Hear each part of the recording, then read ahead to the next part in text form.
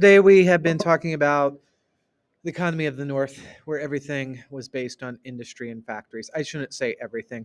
I don't want you to think that there was no one in the North farming, because that would be untrue.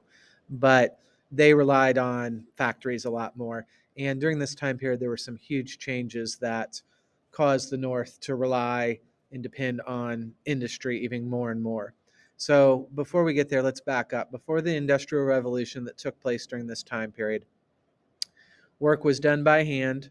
And when I mean by hand, a worker would make something using just simple handheld tools, and it would be done by one person or a very small group of people, and they would make the entire thing from start to finish. So if you were wanting shoes or a wagon, it was one person or a small group of people that built that entire thing. So if you think through this, if you were a shoemaker, it may sound simple, but a shoemaker was actually a really skilled profession. Not everyone could make shoes. You would have to go to the shoemaker and they would measure your foot, ask you what materials you wanted your shoe to be made in, what style, stuff like that. So therefore, shoes were very expensive. But as mentioned, that begins to change. So we kind of saw three different steps in this change. Number one was workers began to focus on one job instead of making the whole thing. So what factories and industry began to do, instead of having one person build the entire thing, they might have 20 workers, and each worker has a specific job that they do over and over again, and they just focus on that one job. They're not in charge of making the entire wagon from beginning to end. Then the second transition we begin to see is employers or industrialists, as your textbook calls them. They began to build big factories. So we no longer have small workshops with just a couple people. We have giant factories with hundreds of employees. And then step three was the machinery.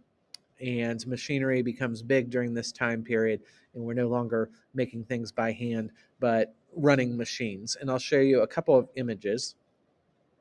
So you may be familiar with this type of image. This is a factory. It's a mill. A mill is a place typically, probably in this case, it's a place where flour is made. So with flour, the main ingredient is wheat. And what you have to do is you have to grind down wheat to make flour. Well, you see water and you see the water wheel. And what would happen is these types of factories, and this isn't a big factory, but it's still a mill or a factory, they would have to be built by rivers, because you need running water. So the running water would tumble down, it would hit the water wheel, and the water wheel would begin to spin. And what happens from there, connected to this water wheel, is a series of gears and pulleys and things like that. And it runs some pretty basic machines inside the factory. If you're really interested in this, you can go to that. It says steam engine, but you can go to this website right here, which will show you how a mill worked run on water power. And these were all right for the time period. They did the job. However, there were some limitations. You had to build your factory near a river, so you needed running water. You couldn't build a factory, a mill in the middle of Kansas 20 miles from a river, because you need that power to run the mill.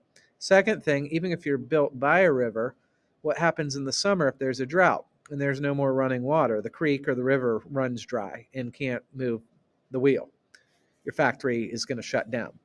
So the transition we saw was to the steam engine. And the steam engine, I'll go back for a second if you're really interested in seeing how a steam engine works. Oh, it's not letting me go back now. Anyway, that first link on the previous page. A steam engine, in theory, is a very simple engine. You boil water, you get water boiled. The byproduct of water that's boiled is steam. Steam is forced through a series of shafts that turn a wheel. Okay. And now what they're going to do in this steam engine, it's hard to tell perspective here. This is huge. This is probably 10 or 15 feet wide or long, maybe 4 or 5 feet wide. It turns a wheel, which runs all your machines in the factory. So it produces a lot more power. Another advantage to it is you don't have to build by rivers. You still need water, but you could build by a lake. I don't think you could build by the ocean. Maybe you could, maybe you couldn't. I'm just worried about the salt in the water. But anyway, so you don't need running water anymore. And this is going to produce a lot more energy to run the machines in the factory.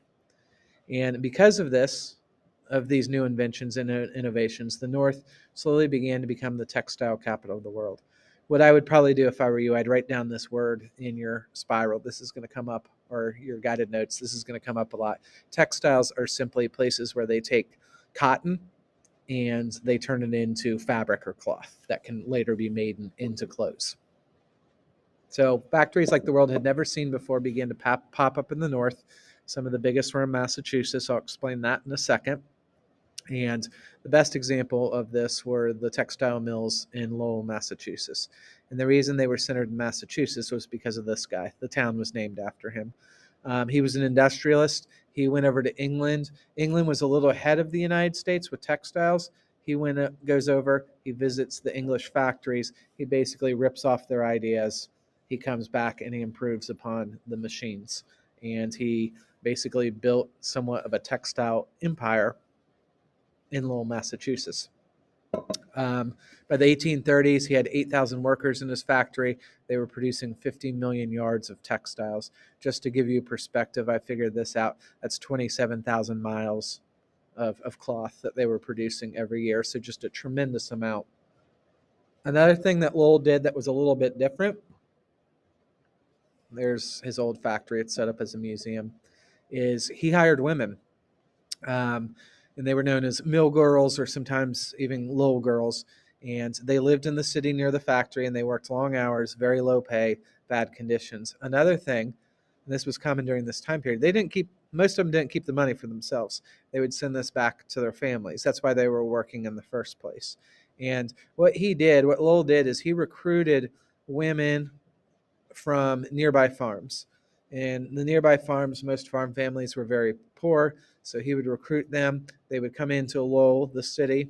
They wouldn't travel back and forth to and from work. He built boarding houses, which are kind of like dormitories. So they would live there, they would work there, and some girls ended up, not all, but some ended up getting some education while they were there. One final thought, just so you can see this connection. So with textiles, the main ingredient is cotton. The only reason Lowell was able to do this successfully in the United States was because of what the South was doing. The South and their cotton plantations with slaves, they were producing this just massive amount of cotton. It could easily be shipped up to the North so he could make textiles. If, let's say, for some reason, the South wasn't growing cotton, we wouldn't have seen the textile mills all up in the North. It would have been too expensive to ship in cotton from other places.